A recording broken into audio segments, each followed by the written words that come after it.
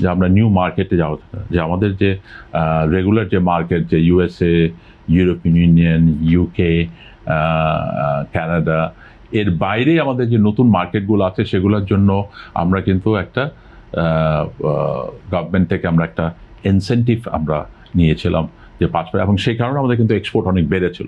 সেই ইনসেন্টিভটা এখন 5% থেকে 1.5 হয়েছে। আমি মনে করি দিস দ্য টাইম গভর্নমেন্টের এই ইনসেন্টিভটার ব্যাপারে রিকনসিডার করা উচিত, যে সেই ইনসেন্টিভটাকে আবার যদি 5% নিয়ে আসে তাহলে আমরা ওই দিক থেকে এক্সপোর্ট করতে। আরেকটা যেটা নিয়ে আমরা কাজ করেছি, অনেক পারসিউ করেছি, সাকসেস হতে পারি নাই, আমি প্রেসিডেন্ট থাকা অবস্থায় এটা নিয়ে অনেক কাজ করা হয়েছে। Optical brighter photo catalyst active granule সমৃদ্ধ বসুন্ধরা পাওয়ার ওয়াশ, ঝলমলে কাপড়ে ফুরফুরে মন। যে আমরা এখনো কটন বেসড গার্মেন্টস, এটা আপনারাও জানেন, মিডিয়ার সাথে আমরা এটা নিয়ে অনেক কাজ করেছি। একটা ডিটেল স্টাডি করেছিলাম, যেটা ওই যে ভার্চুয়াল মার্কেট প্লেস B2B যে অনলাইনের যে একটা স্টাডি হয়েছিল, তার সাথে আরেকটা আমরা খুব ডিটেল মার্কেট স্টাডি করেছিলাম, রিসার্চ করেছিলাম।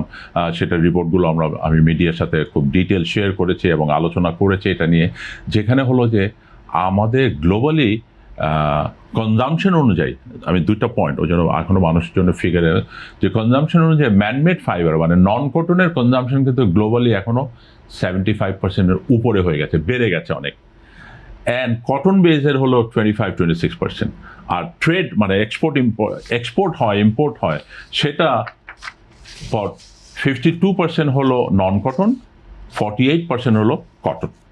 তো এইটার কারণে বাট আমাদের এক্সপোর্ট কিন্তু এখনও 26% হলো কটন, সরি 74% হলো কটন, 26% হলো নন কটন। তার মানে আমাদের কিন্তু নন কটনে বা ম্যানমেড ফাইবারে এক্সপোর্টের অনেক সুযোগ, অনেক জায়গা, কিন্তু আমরা প্রাইসে কম্পিটিটিভ হতে পারি না, বিকজ ওইটা একটা বড়, বিকজ যেহেতু আমাদের পেট্রোকেমিক্যাল এখানে নেই এবং ওখানে স্কেলটা অনেক বড় করতে হয়, বিকজ একটা ফ্যাক্টরি লাইক চায়নাতে এরকম একটা ফ্যাক্টরি আছে, এই বসুন্ধরার মতো এত বড় এরিয়া একটা বড় ফ্যাক্টরি, তার মানে স্কেলটা, তাদের যে প্রোডাকশন কস্টটা বিশাল, এবং সেই কারণে তাদের কস্টটা কম পড়ে।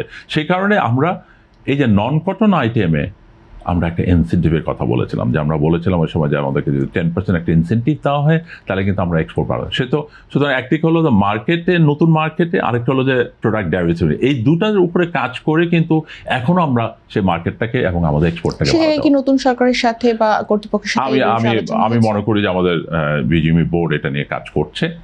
আই হোপ যে এটা নিয়ে আমরা কিছুটা সাকসেস আসবে এখানে, এবং এইটা আমাদেরকে অনেক হেল্প করবে।